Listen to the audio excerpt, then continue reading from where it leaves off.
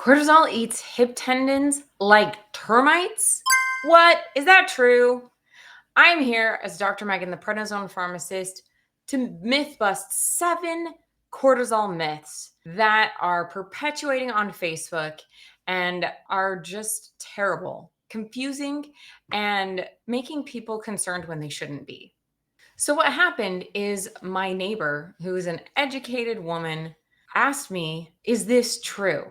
She was in a vulnerable state. She was told by her doctor she needs a hip replacement next month.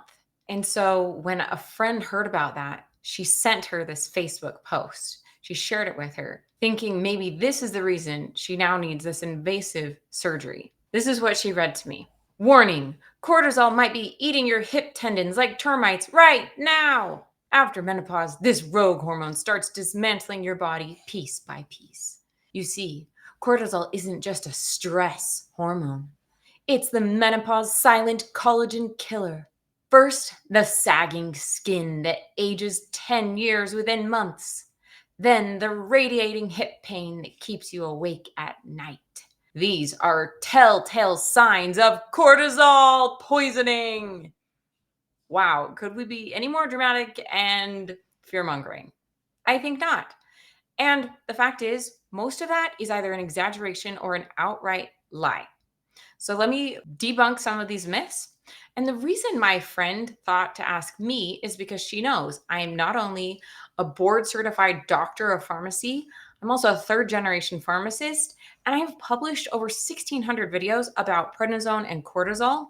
So I know all about this from both the doctoral side and as a patient myself who had to take it for 9 months. So let's break down these exaggerations, oversimplifications, and outright falsehoods. First, cortisol is not a poison.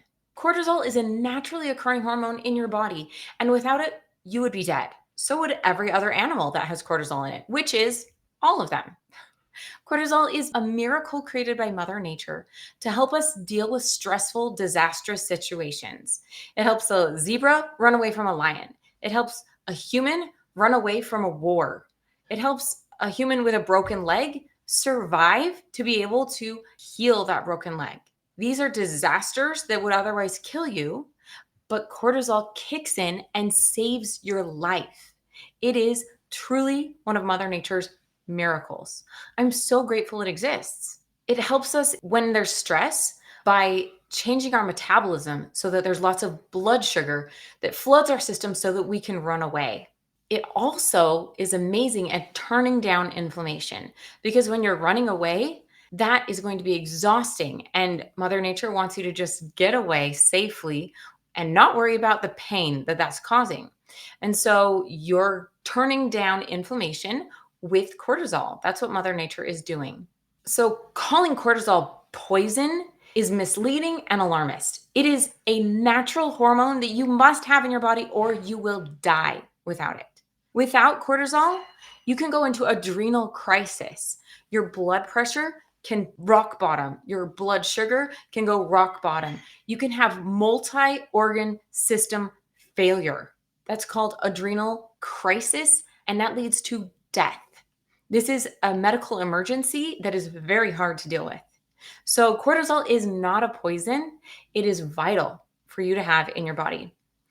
Another thing that really confused my friend, which again, highly educated, intelligent woman, was understanding that cortisol, cortisone, steroids, corticosteroids, prednisone, Canalog, all of the words for anti-inflammatory steroids are essentially the same thing. At least that's how your body sees them. So cortisol is the natural hormone in your body that is active. Cortisone is its sister that they convert in between depending on how much your body needs at the time. Cortisone is kind of a less active form, and your body will change it back to cortisol when you need it.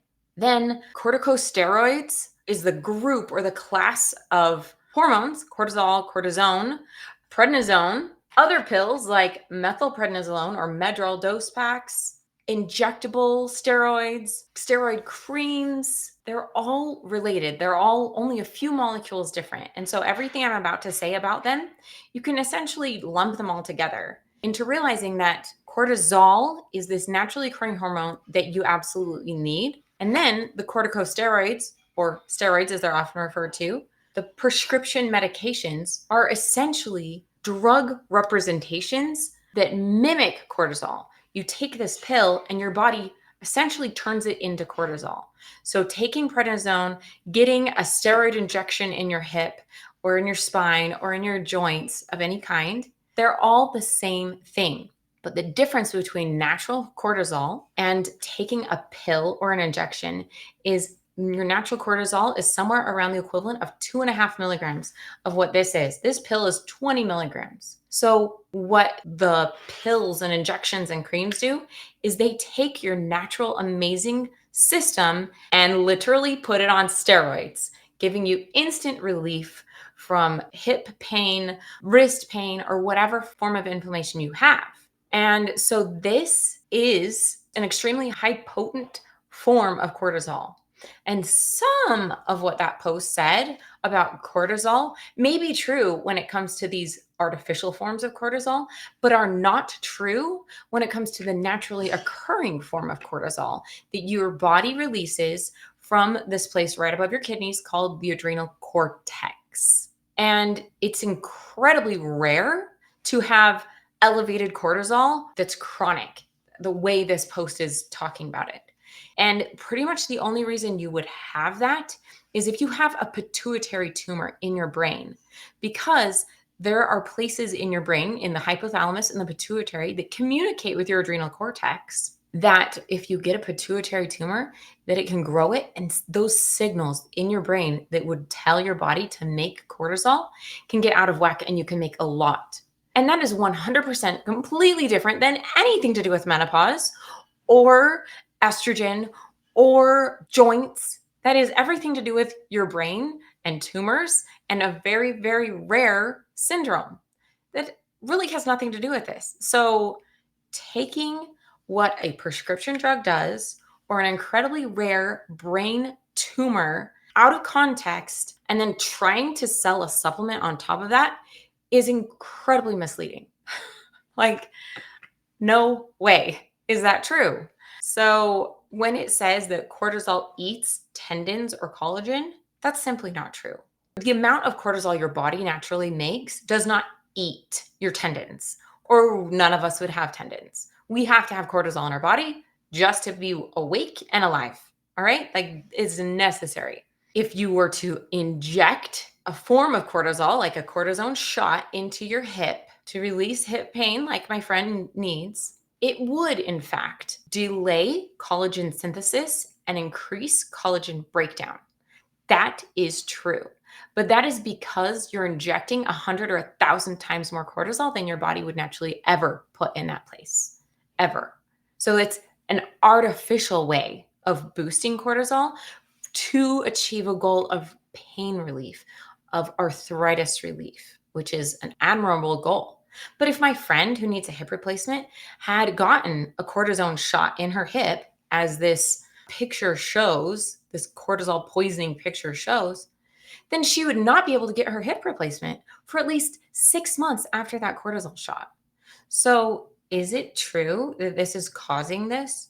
No, not even close. So if you are experiencing tendon degeneration, hip problems, arthritis, hip pain in menopause or in older age, it is not from cortisol. It's more likely that it is from myth number 5, estrogen decline, not cortisol. If you are in menopause, as this post is suggesting when the problem is happening, estrogen is the beautiful hormone that was high when you were young and is now low. And its loss is what is leading to the sagging skin, to the bone loss, to the joint pain and issues. It's the estrogen loss that is the responsible party, not the cortisol. The cortisol doesn't really change much. It kind of stays about the same your whole life, unless you have a tumor or you're taking prescription medications that are artificially changing it. Your cortisol does not rapidly go high when the estrogen rapidly goes low in menopause. It kind of stays about steady for your whole life because you want to be able to wake up in the morning with the cortisol waking response. You want to be able to keep your blood sugars steady. You want to be able to run away from danger. Those need to be steady your whole life. So that cortisol isn't going to go crazy high just because you're in menopause. Like, that is the most ridiculous reason I've ever heard. Like, blaming cortisol is just completely ignoring the science that is black and white. When you're young, you have estrogen in high amounts in your body. Then, after menopause, it drops. And that is the black and white drop. Cortisol doesn't randomly drop or go high, it's staying steady. So, if you're having hip pain in menopause, myth number 6, is it cortisol's fault?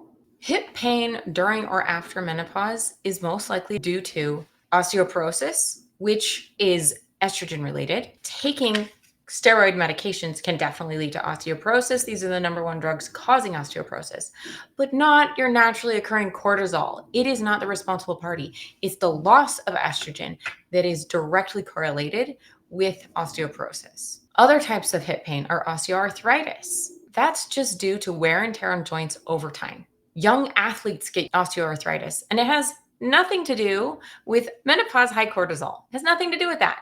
And what about tendonitis or bursitis? These are simply age-related changes in your tendons and soft tissues that, if you are injecting steroids into those joints, yeah, that might have a factor, but not your naturally occurring cortisol. So what can you actually learn from this? Number one, don't believe everything you read on Facebook. They are taking the science and twisting it and super exaggerating it to fearmonger and eventually try to sell a supplement. Like, the science doesn't even make sense of why that would lead to you buying their supplement. Anyway, then there are actual things that can help. For example, my friend getting a hip replacement, fantastic strategy. That is going to help her hip pain. Taking the supplement is not going to prevent her from needing a hip replacement, ever. That is not a thing. My friend is experiencing age-related damage that no supplement can possibly improve. Only surgery at this point is all she can have. The damage is already there, and the supplement isn't going to change anything, okay? But if you aren't already to the point where my friend is, needing a hip replacement, then what can you do? Well, having cortisol is important. Having cortisol regular is very important. And what you can do is keep stress minimal in your life.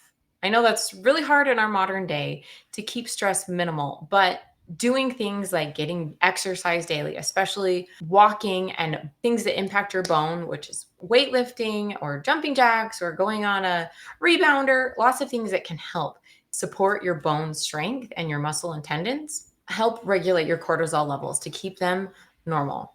If you want ingredients to support collagen production in your body, not that termites are eating it, then you need a diet rich in protein, omega-3s, and vitamin C. And finally, stress management techniques like mindfulness, yoga, meditation, breathing, those can really keep a healthy cortisol level so that you don't overdo it and lead to dramatic exhaustion and put yourself into a whole situation that has nothing to do with this myth busting. So I want to conclude by saying that this alarmist language undermines real science. Menopause is a natural phase of life.